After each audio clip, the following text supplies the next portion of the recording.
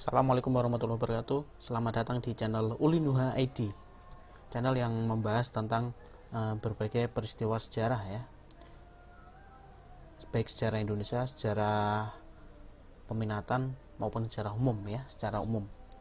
Oke, jangan lupa untuk kalian subscribe dulu karena gratis ya, kemudian like dan share, agar aktifkan juga tanda lonceng agar kalian tidak ketinggalan untuk video selanjutnya. Ya, kali ini kita akan bahas tentang pembelajaran ya. Pembelajaran untuk kelas 11 materi sejarah Indonesia ya. Topiknya adalah kalian bisa lihat di bawah belakang ini ya, di atas, dampak kebijakan bangsa barat bagi Indonesia. Apakah nanti dampaknya positif maupun negatif ya, kita akan bahas. Ya, kita sekarang kalian bayangkan dulu di masa lampau ya, di tahun sekitar 1500-an dapat ke-15. Bayangkan posisi Indonesia itu masih berupa banyak sekali kerajaan-kerajaan yang ada di Indonesia. Kemudian muncul orang asing yang ingin menguasai. Bagaimana kira-kira pendapatmu? Ayo coba mikir, kira-kira kamu gimana? Ada orang asing ini datang ke rumahmu, datang ke wilayahmu, ke daerahmu, ingin menguasai wilayahmu, kamu tinggal. Gimana kira-kira responnya? Pasti marah toh, pasti nggak terima toh, pasti menolak toh, pasti melawan toh. Ya, ini yang dilakukan oleh bangsa Indonesia waktu itu. Kalian harus pikirkan dulu, kalian harus tahu dulu kondisi masyarakat waktu itu. Bentuknya masih kerajaan dan rumahnya nggak sepadat sekarang, rumahnya masih benggang-benggang begitu, dan pemerintahnya ikut kerajaan. Kemudian selain itu juga pendidikannya juga belum kayak sekarang. Kalau kalian sekarang sudah sekolah, umur 7 tahun udah masuk SD, 12 tahun udah SMP, kemudian 16 tahun, 15 tahun, 16 itu udah SMA. Waktu itu belum. Pengalaman masyarakat, pengetahuan masyarakat itu masih minim. Makanya di tahun ini disebut dengan perlawanannya itu masih tradisional, masih kedaerahan, belum modern. Sedangkan lawan mereka adalah para penjajah ini, bangsa barat ini, teknologinya lebih maju. Mereka sudah mengenal senjata api, bahkan meriam. Jadi mereka naik kapal begitu, kapalnya dilengkapi dengan meriam. Kita belum. Kita kapal punya, udah perahu punya, ukurannya meskipun menampung ratusan, belum ribuan kayak sekarang ya, mungkin sekitar 200 sampai 500 orang, tapi belum dilengkapi dengan meriam. Kerajaan udah ada Pak, ada, pemerintahan ada, rajanya, sultannya ada, tapi peralatannya masih minim. Kalian harus tahu dulu, perasaan paling minim. Mereka nembak pakai pistol, senapan, kita masih pakai panah ya, panah, pakai pedang. Mereka sudah pakai senjata api, pakai meriam bahkan. Jadi kalian harus pahami waktu itu dulu. Bisa bayangkan ya, kondisinya masih masyarakatnya masih belum terlalu cerdas, belum terlalu pintar. Kemudian tentara kerajaan ini juga peralatannya masih minim, kalah maju, kalah modern. Jadi perjuangannya sangat sulit sekali. Makanya beruntung kalian yang mendapatkan pelajaran, bisa sekolah, menuntut ilmu dengan baik, kemudian makan cukup, nggak kayak zaman dulu ya. Kalian harus bersyukur itu, harus benar-benar bersyukur. Kita masuk ke materi. Kebijakannya Portugis. Para bangsa barat ini, tujuan awal mereka adalah untuk berdagang. Apa yang mereka cari adalah rempah-rempah. Kita sudah bahas di materi sebelumnya ya, tentang konsep 3G ya, 3G, gold, glory, dan gospel. Gold itu kekayaan, glory itu kejayaan, kemenangan, kemudian gospel itu penyebaran agama. Kemudian kebijakannya Portugis sendiri adalah yang pertama, monopoli perdagangan rempah-rempah. Ketika mereka tahu masyarakat Indonesia itu banyak sekali rempah-rempah, mereka ingin muncul niat kurang baiknya, yaitu ingin menguasai sendiri. Mereka nggak mau berbagi dengan masyarakat yang lain, pedagang yang lain, karena memang waktu itu ada berbagai macam pedagang ya, dari India, kemudian dari Arab, kemudian dari Cina atau Tiongkok. Jadi mereka bersaing. Kemudian ada pedagang Spanyol, dan terakhir nanti ada Belanda ya, Belanda dan Inggris. Mereka ingin menguasai sendiri.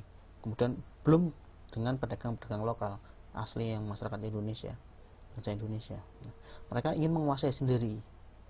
Inilah yang membuat para pedagang ini ya harusnya bersaing sehat, tapi dia ingin menang sendiri. Dan sayangnya mereka belinya itu juga dengan harga yang murah. Jadi masyarakat cukup menderita ya, sangat menderita, karena barang yang mereka beli harganya murah. Mereka mau jual ke yang lain nggak bisa, karena dimonopoli oleh Portugis. Kemudian penyebaran agama Kristen. Oke, untuk perlawanannya sendiri ada perlawanan dari kerajaan Demak, kemudian perlawanan Kesultanan Ternate, kemudian ada perlawanan dari Aceh. Cekecus. Oke, silahkan kalian simak video ini.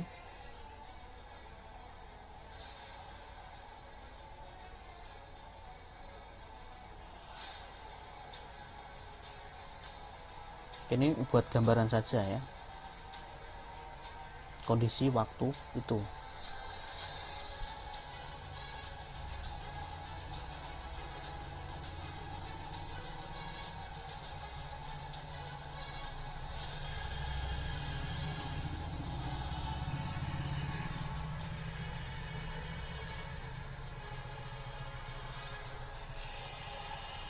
Oke, kalian bisa lihat pakai meriam.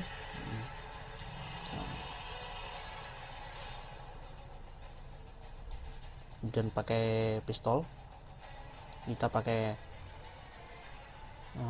pedang ya, kemudian panah ya.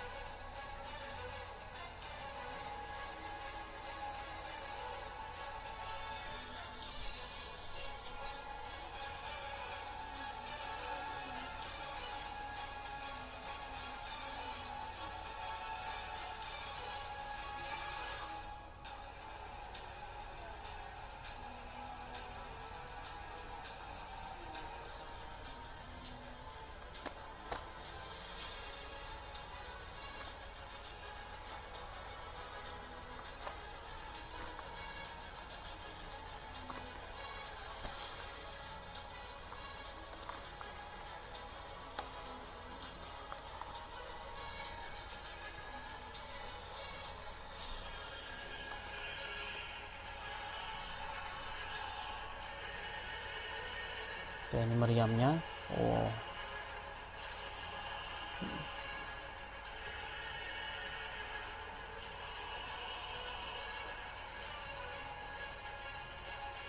oke, makanya jangan heran ketika pertempuran melawan Portugis kemudian atau bangsa barat yang lain, kita sering mengalami kekalahan ya, karena memang senjata mereka lebih unggul, lebih modern. Tapi itu tidak membuat bangsa Indonesia, pejuang Indonesia itu gentar. Mereka nggak takut, mereka tetap berjuang. Ini demi tanah air, demi anak cucu, agar kehidupannya lebih baik. Oke, ini kebijakan Belanda sendiri sama. Yang pertama, memonopoli perdagangan rempah-rempah.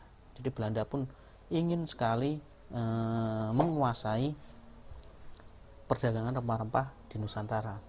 Kemudian VOC sendiri juga ikut campur dalam masalah internal kerajaan. Jadi kekuasaannya itu sudah sampai masuk ke dalam kerajaan. Kemudian melakukan ekspansi wilayah ya, jadi perluasan wilayah.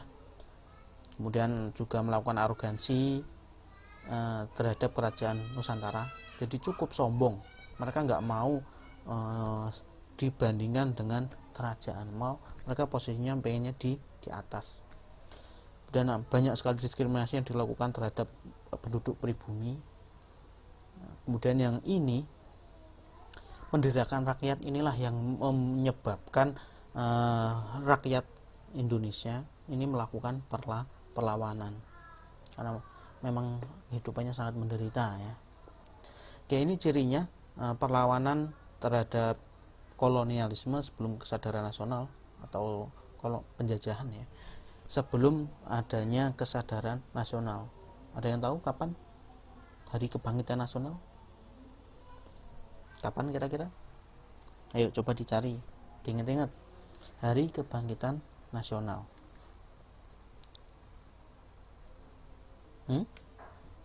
Saya cari ya. Tahunnya tahun 1908. Di ini memang kesadaran bangsa Indonesia baru mulai sadar akan pentingnya persatuan dan kesatuan, karena memang waktu itu sudah ada masuk atau adanya pendidikan. Di situ ketika pendidikan mulai masuk untuk rakyat Indonesia, mulai pikirannya terbuka.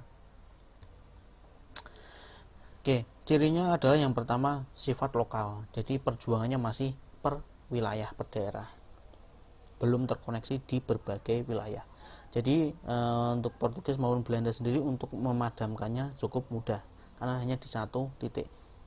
Beda kalau pemberontakannya di banyak titik bareng sekalian, pasti kebingungan Belanda waktu itu.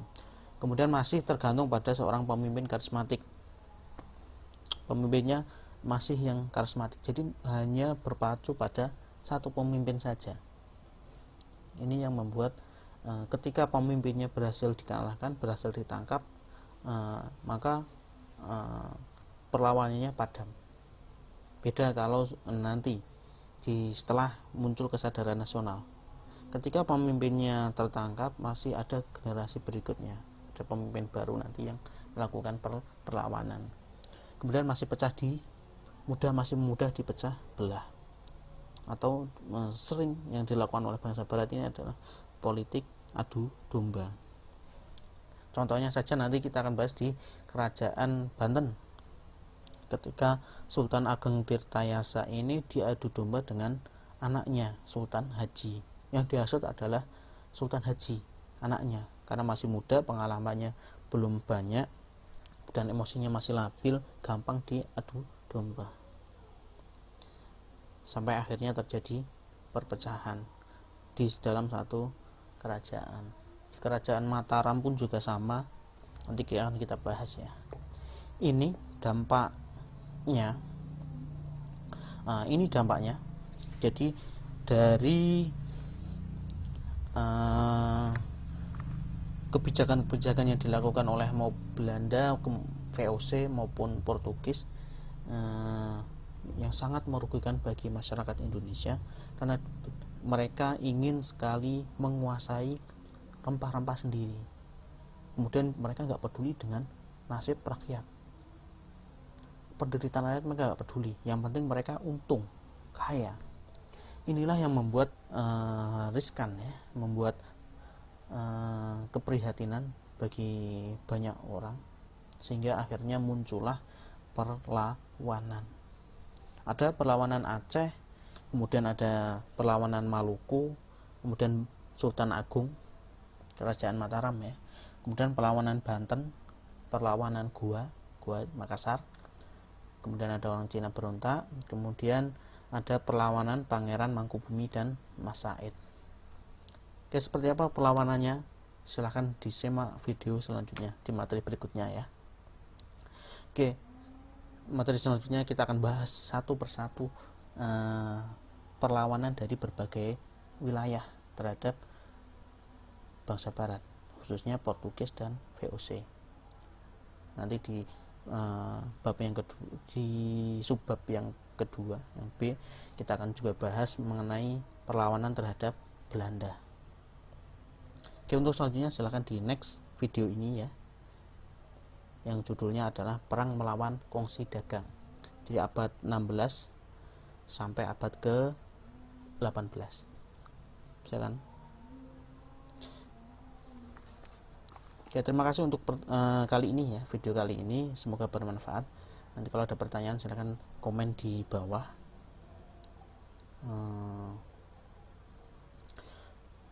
Untuk absen sendiri klik nama kemudian nomor absen ya di bawah di kolom komentar. Oke, terima kasih. Wassalamualaikum warahmatullahi wabarakatuh. Salam Historia.